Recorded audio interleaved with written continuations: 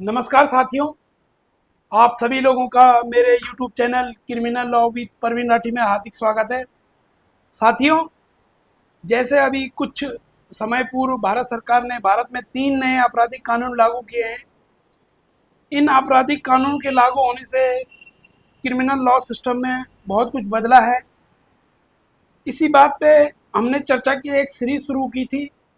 इसी क्रम में आज हमारे साथ नए कानून पे चर्चा के लिए कि क्या परिवर्तन हुए हैं, इसी चर्चा के लिए आज हमारे साथ जिला न्यायालय देहरादून के अधिवक्ता धीरज प्रसाद जोशी जी उपस्थित रहेंगे। धीरज प्रसाद जोशी जी बद्री विशाल लॉ एसोसिएट्स के ऑनर भी हैं। जो ये अपनी बद्री विशाल लॉ एसोसिएट्स हैं, ये पूरे भारत में और विशेष तौर पे उत्तराखंड में कानूनी सेवाएं प्रदान करते हैं। तो धीरज जी, आपका हमारे चैनल पे बहुत बहुत स्वागत है। धन्यवाद राठी जी। पहले तो आप बधाई के पात्र हैं कि जो आपने अपना ये YouTube चैनल दोबारा से चालू किया, और राठी जी के चैनल को देखने वाले सभी दर्शकों को मेरा सादर प्रणाम। जी राठी। धीरज जी, अभी जैसे भारत सरकार ने 3 नए आपराधिक कानून लागू किए हैं, तो इन जो नए कानून हैं, इनमें बहुत कुछ बदला है। और कुछ जो ये बदला है, समाज में या अधिवक्ताओं में इस चीज़ की प्रशंसा और कोई आलोचना कर रहा है, ये तो एक आम बात है। प्रशंसा और आलोचना होना तो एक आम बात है। जी। हमने एक शब्द सुना है, जीरो एफआईआर। जी। ये शब्द पूर्व में भी आता था, बहुत से लोगों के जहन में भी होता है कि जीरो एफआईआर होती क्या है, किस थाने में दर्ज होगी, किसके विरुद्ध दर्ज कर सकते हैं। इसके लिए इस नए कानून में जीरो एफआईआर को लेकर कोई विशेष प्रावधान किए गए हैं। जी बिल्कुल राठी जी। पहले तो मैं सभी दर्शकों को बताना चाहूँगा कि जीरो FIR होती क्या है।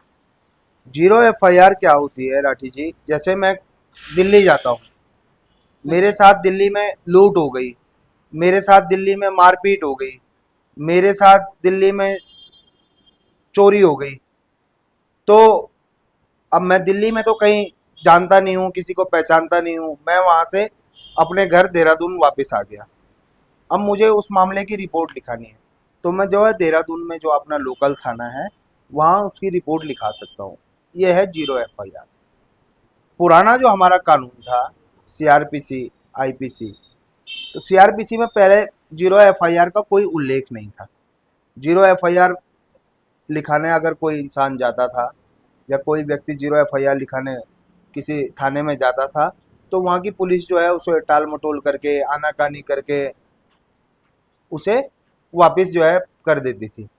लेकिन जो नया कानून हमारा है, नागरिक सुरक्षा संहिता, इसमें जो है जीरो FIR को परिभाषित किया गया है, और संबंधित थानों को या लोकल थाने को या सभी थानों को जो है बाध्य किया गया है कि यदि मेरे साथ कोई घटना दिल्ली में होती है, मैं देहरादून में अपने लोकल थाने में उसकी FIR लिखवाता हूँ, तो जो है मेरा लोकल थाना बाध्य होगा कि वो मेरी FIR को लेगा, और विद इन 15 डेज जो है जिस थाने में या जिस संबंधित थाने में मेरे साथ घटना कारित हुई है, दिल्ली में जो मेरे साथ जो घटना कारित हुई है, उससे संबंधित जो भी थाना होगा उसको 15 दिन के अंदर जो है मेरी जो है FIR भेजेगा और दर्ज करेगा।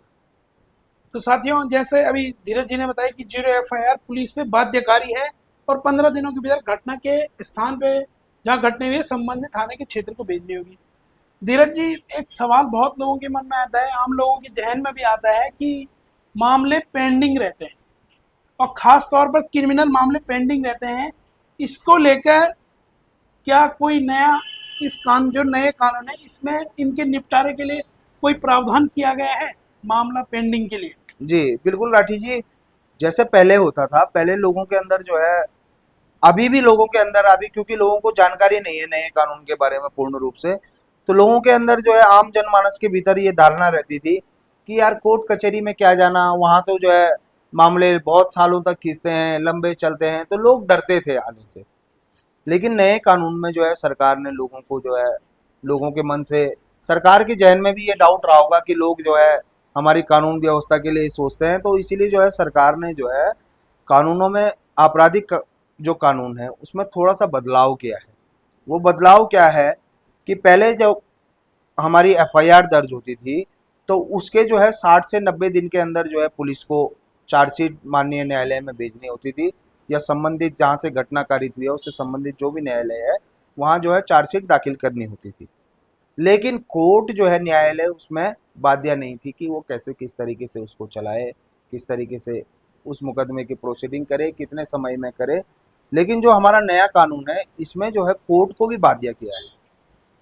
60 से 90 दिन के अंदर जैसे ही पुलिस अपनी चार्जशीट कोर्ट के अंदर दाखिल करेगी, उसके 60 दिनों के भीतर जो है कोर्ट को उस मामले में चार्ज बनाने होंगे, और जैसे ही मामले की सुनवाई पूरी होती है उसके 45 दिनों के अंदर जो है कोर्ट को उस मामले का निस्तारण करना होगा, उसमें अपना जजमेंट जो है देना होगा। चलो धीरज जी, एक सवाल है कि कई बार क्या होता था कि हम देखते थे कि कुछ आदतन अपराधी होते थे समाज में, वो क्या करते थे कि भीड़ का फायदा उठा के अपने जो आपराधिक मंसूबे थे उनको अंजाम दे देते थे। यानी किसी व्यक्ति की हत्या कर देते थे, कोई आपराधिक घटना कर देते थे भीड़ का हिस्सा होके। यानी मॉब लिंचिंग को लेके समय समय पर सुप्रीम कोर्ट ने भी बहुत निर्णय दिए हैं, इसमें बहुत सी पेचीदगियां रही हैं। इसको लेके जो भारतीय न्याय संहिता है इसमें कोई विशेष प्रावधान किया गया है? जी बिल्कुल राठी जी, जैसा कि पहले हमने कई बार जो है पिछले कई सालों में मीडिया में भी देखा होगा, टीवी में भी देखा होगा, मॉब लिंचिंग की आड़ से जो है कई बेकसूर लोगों को या निर्दोष लोगों को लोग जो है मार देते हैं, भीड़ मार देती है। और उस पे हमारा जो है कानून जो है, क्योंकि कानून में उल्लिखित नहीं था, स्पष्ट नहीं था, तो जो है अपराधी जो थे वो बच जाते थे। लेकिन जो हमारी भारतीय नागरिक संहिता, जो नई कानून हमारे 1 जुलाई 2024 से जो लागू हुए हैं, उसमें जो है मॉब लिंचिंग पे स्पष्ट उल्लेखित है कि यदि कोई भीड़ किसी व्यक्ति के साथ मारपीट करती है और उस मारपीट में जो है वो व्यक्ति मर जाता है, या उसकी मौत हो जाती है, या उसको गंभीर चोटें आती है, तो जैसे उस व्यक्ति की गंभीरता होगी या जैसे उस मामले की गंभीरता होगी, उसी प्रकार की दोषियों को सजा दी जाएगी, चाहे वो 10 लोग हों, चाहे 20 लोग हों, चाहे 50 लोग हों। यदि कोई अपराध होता है, किसी की हत्या होती है, तो वो 50 लोग जो उसमें शामिल थे, उस भीड़ में शामिल हैं, तो 50 के 50 लोग जो है हत्या के दोषी माने जाएंगे और उनके ऊपर जो है नए कानून के तहत कार्रवाई की जाएगी। तो साथियों, जैसे अभी धीरज जी ने हमें बताया कि जो ये 3 नए परिवर्तन इन्होंने बताए कि मामले पेंडेंसी ना हो क्रिमिनल मामलों की, इसके लिए भी इस कानून में विशेष प्रावधान है कि आपके साथ घटना कहीं और है उसके लिए भी विशेष प्रावधान है। और मॉब ब्लीचिंग को लेकर सरकार ने बड़ा अच्छा बताया धीरज जी ने हमें कि इसको भी परिभाषित कर दिया गया है इन तीनों कानूनों में। तो धीरज जी, आपका हमारे चैनल पे बहुत बहुत धन्यवाद, आपने अपना कीमती समय निकाला, आपका बहुत बहुत धन्यवाद। बहुत बहुत धन्यवाद राठी।